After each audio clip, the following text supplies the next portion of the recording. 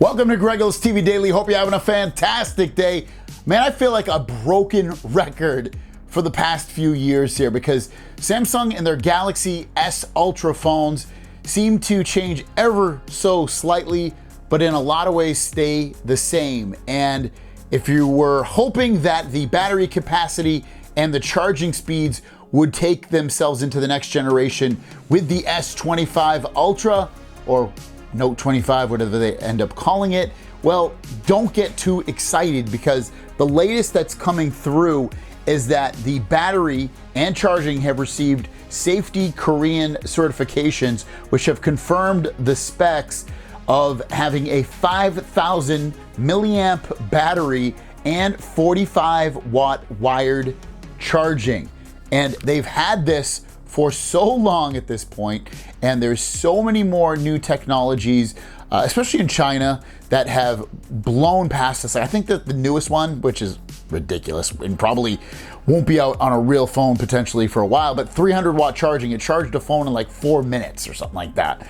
It's ridiculous. And this is 45 watt and it takes about an hour, a little bit over an hour to fully charge, and they are stuck on this. And if you're gonna keep the battery the same, increase the charging speed. And maybe they won't because they're worried that they don't have the, and that must be really why. They're probably worried that they don't have the technology in place to not be concerned that this phone's gonna overheat and blow up like the Note 7 had the issue where that was catching on fire and exploding in people's hands and pockets and things like that at the time.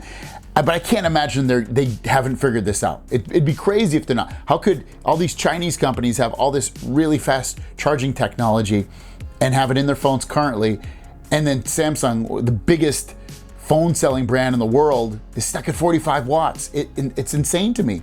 I just don't get it. And are you guys happy about that? You gotta let me know in the comments down below. But a little bit of good news though is the new Snapdragon 8 Gen 4, which will most likely be in the Galaxy S25 series of phones.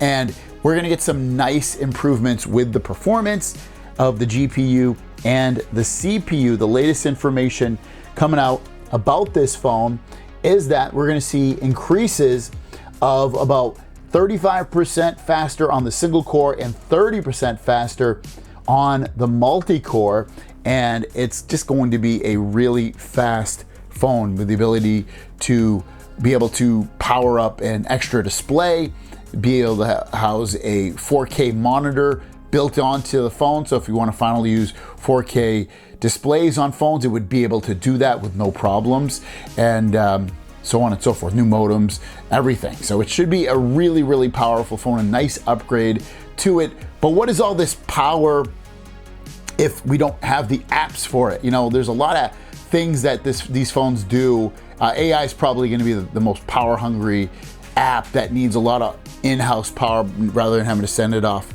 to the cloud. And we'll get to a point where we probably will be able to power it all from the phone itself for the most part. But right now it's still at that point where the phones just aren't powerful enough. But every little bit, every increment is going to get us there.